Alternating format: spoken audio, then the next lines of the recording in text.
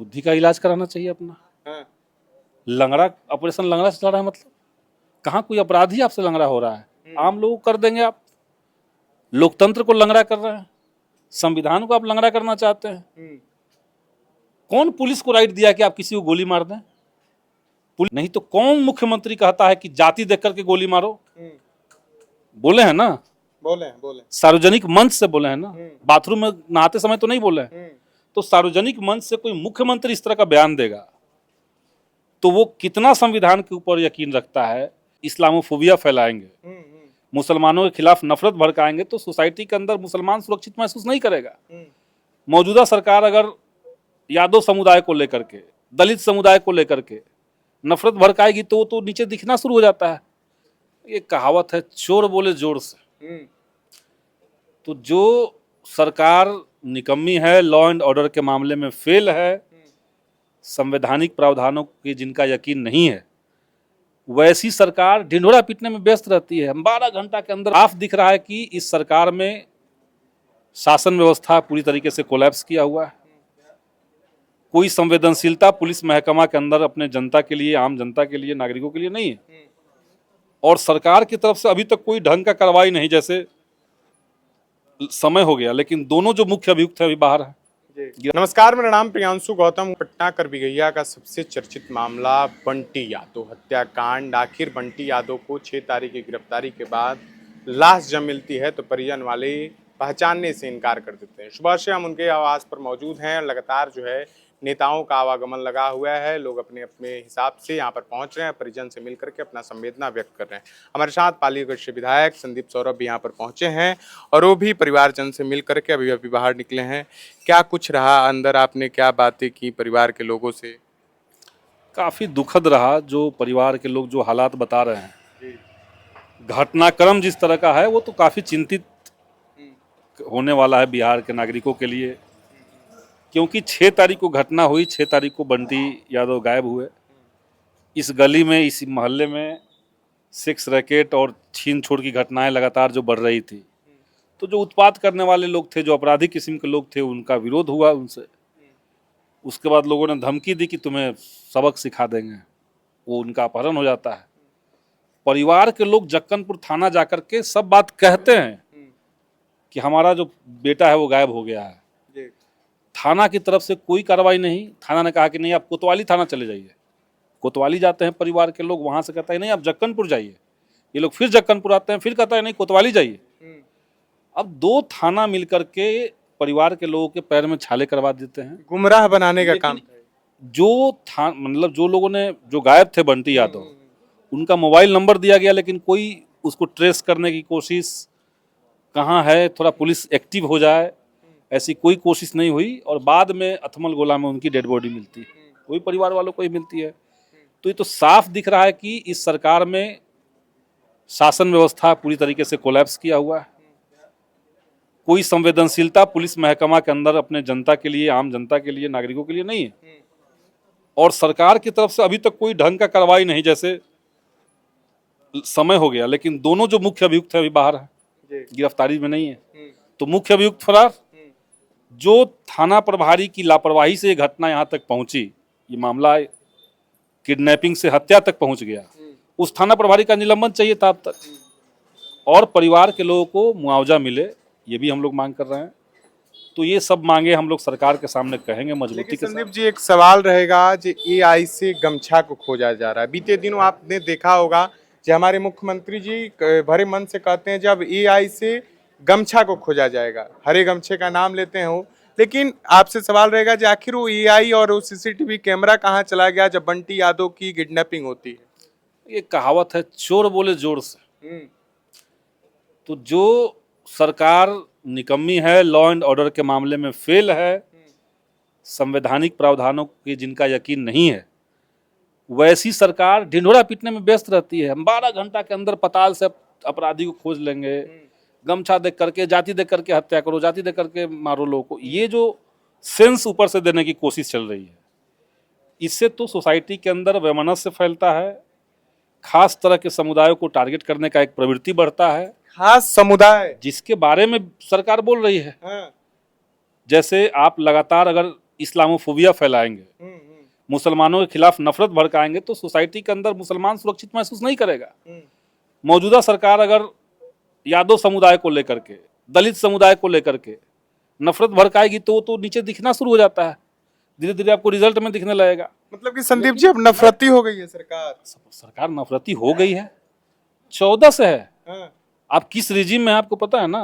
मोदी जी के। मोदी जी रिजीम, जिसमें RSS, BJP और इनका पूरा महकमा, इनका पूरा सोशल मीडिया, इनका पूरा गोदी मीडिया, सब लोग लग करके सोसाइटी के अंदर तोड़फोड़ करना, लोगों की एकता तोड़ना, लोग असल मुद्दे पे एकजुट न हो जाए इसलिए जाति के नाम पर, धर्म के नाम पर लोगों को लड़वाना झगड़वाना, यही तो काम है, यही पेशा इनका है, भाजपा का। हाँ। और सरकार में आकर के जो काम कर रहे हैं, नहीं तो कौन मुख्यमंत्री कहता है कि जाति देख करके गोली मारो? बोले हैं ना, बोले सार्वजनिक मंच से बोले हैं ना, बाथरूम में नहाते समय तो नहीं बोले हैं। तो सार्वजनिक मंच से कोई मुख्यमंत्री इस तरह का बयान देगा तो वो कितना संविधान के ऊपर यकीन रखता है, वैसे मुख्यमंत्री जिस पार्टी से बिलोंग करते हैं वो पार्टी का क्या मान्यता है, ये तो आम जनता को समझना पड़ेगा, समझना चाहिए। तो इस सरकार को एनकाउंटर, बुलडोजर, मॉब लिंचिंग, तीनों तरह की घटनाएं, पुलिसिया राज, ये इनको बनाने की चाहत है ताकि कोई एक नया बंटी यादव या कोई एक व्यक्ति भरत तिवारी जो है वो सिस्टम के खिलाफ, स्थानीय समस्याओं के मुद्दे पर, सामाजिक सवालों पर एक बार भी एक्टिविज्म न करे, कोई बयान न दे, कोई चीज न करे। करेगा तो ये करवा देंगे, करेगा तो बंटी यादव हो जाओगे, करोगे तो भरत तिवारी की तरह इनकाउंटर हो जाएगा। ये मैसेज देने की तो कोशिश है। मतलब कि लोगों के अंदर डर और खौफ पैदा करने का एक कोशिश किया जा रहा है सरकार के द्वारा। लोकतंत्र को डर तंत्र से रिप्लेस किया जा रहा है। हाँ। या कहिए कि लोकतंत्र को ठोक तंत्र से रिप्लेस किया जा रहा है। ठोक, हाँ, गोली मार दीजिए, इनकाउंटर कर दीजिए, हत्या करवा दीजिए, मॉब लिंचिंग करवा दीजिए, घर से बुलडोजर तोड़ दीजिए। तो केवल विध्वंस ही तो सब जगह है। लेकिन अपराधियों को, सम्राट जी कहते हैं, अपराधियों को खौफ पैदा करने के लिए हम ऑपरेशन लंगड़ा चला रहे हैं। बुद्धि का इलाज कराना चाहिए अपना। हाँ। लंगड़ा, ऑपरेशन लंगड़ा चला रहा है मतलब कहाँ कोई अपराधी आपसे लंगड़ा हो रहा है? आम लोग कर देंगे आप। लोकतंत्र को लंगड़ा कर रहे हैं, संविधान को आप लंगड़ा करना चाहते हैं। कौन पुलिस को राइट दिया कि आप किसी को गोली मार दें? पुलिस के पास अगर इतनी क्षमता नहीं है कि आप किसी व्यक्ति को अरेस्ट करके न्यायालय में उसके ऊपर ट्रायल चलवा पाएं, तो पुलिस का क्या मतलब है? यानी आपकी पुलिस सक्षम नहीं है कि वो अपराधी को न्यायालय तक पहुंचा पाए। तो जो न्यायिक प्रक्रिया है, जो संवैधानिक प्रक्रिया, उसको हम मानेंगे ही नहीं अगर कोई मुख्यमंत्री शपथ लिया संविधान का और मनमाना कुछ भी बयान देगा। संविधान के हिसाब से सरकारें नहीं चल रही। कहाँ चल रही हैं? आप लोग को नहीं पता है कि देश के अंदर संविधानिक तरीके से कुछ भी नहीं चल रहा है। सरकारें तो छोड़ दीजिए, कौन सा चीज चल रहा है? सुप्रीम कोर्ट चल रहा है क्या? सुप्रीम कोर्ट भी अब सरकार कहाँ कोई संवैधानिक प्रक्रिया से चल रहा है। लेकिन ये तो एक डिबेट है, कभी अस्थिर से सुप्रीम कोर्ट कैसे चल रहा है देश के अंदर, मीडिया कैसे चल रहा है, न्यायपालिका। एक सवाल रहेगा संदीप जी, जे आखिर ये तो फिर वही राज में हम लोग जा रहे हैं जिस राज से निकाल करके ये लोग दावा करते हैं लाने के लिए। यहाँ पर भी हमने बातचीत कुछ किया तो लोग कह रहे हैं अब 8 बजे ही कुंडी लगा दिया जा रहा है। वो लोग कहते हैं जो जंगल राज था। तो ये कौन सा राज है संदीप जी? देखिए, ये अघोषित आपातकाल, एक आपातकाल था जिसकी घोषणा हुई थी, जनता को लगा कि भाई संविधान की इस प्रावधान से वो आपातकाल लग गया है तो अब घर में रहना है, ये अधिकार खत्म हो गए हैं। Right to debate, right to dissent, right to protest अभी स्थगित है। तो वो था एक घोषित आपातकाल जो इंदिरा गांधी के समय लगा। उस आपातकाल में आप सरकार से लड़ते थे तो हीरो थे। आपको अभी के समय में जेपी सेनानी पेंशन योजना मिलता है उन लोग को। आज का जो आपातकाल है ये अघोषित आपातकाल, उससे ज्यादा अंधेरा, उससे ज्यादा खौफनाक, उससे ज्यादा हत्यारा। और इस सिस्टम से आप लड़ रहे हैं तो आप कभी टेररिस्ट कहला जाते हैं, मुस्लिम है तो आप जिहादी कहलाने लगते हैं, दलित है तो आप नक्सलाइट कहला जाते हैं। सिस्टम से लड़ने से, आज के समय का आपातकाल से लड़ने पे, जेपी के समय में जो आंदोलन करने वाले लोग थे उस समय के आपातकाल से लड़ रहे थे तो वो तो हीरो थे। वो आज के समय में सब नेता है, मंत्री हैं।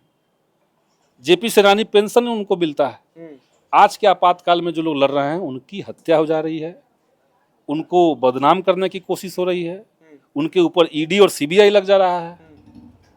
तो यही सिस्टम है, यही एक अंतिम सवाल रहेगा, बंटी यादव के लिए आप लोग कहां तक लड़ाई को लड़ेंगे और कहां तक पत्र लिखेंगे? देखिए, करना सरकार को है, लेकिन सरकार के ऊपर दबाव बनाना, आंदोलन के माध्यम से संवैधानिक प्रक्रिया जो लोकतांत्रिक प्रक्रिया है विधानसभा के अंदर, वहाँ से भी सड़क पर संघर्ष करके भी हम लोग हर मोर्चे पर इस मुद्दे को उठाएंगे। और ये मुद्दा को हम कोई आइसोलेशन में नहीं देख रहे हैं, हम देख रहे हैं कि बिहार में मौजूदा सरकार के अंदर जो फ्यूडल ताकतें हैं, जो अपराधी ताकतें हैं, उसका कॉन्फिडेंस हाई है। उसको पता है कि भाई सरकार का मुख्य टारगेट जो है वो हिंदू मुसलमान है।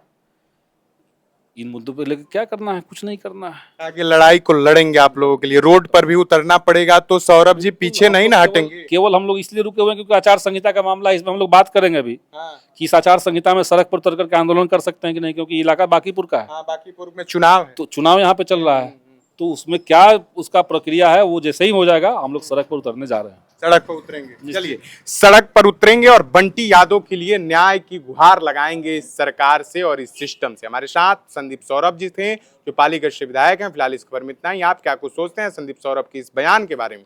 अपनी राय हमारे साथ कमेंट बॉक्स में जरूर लिखिएगा। चैनल पर नए हैं तो चैनल को लाइक शेयर सब्सक्राइब करना बिल्कुल नहीं भूलिएगा। बहुत बहुत धन्यवाद। मेरा नाम प्रियांशु गौतम हुआ। आप टाइम्स 18 देख रहे थे।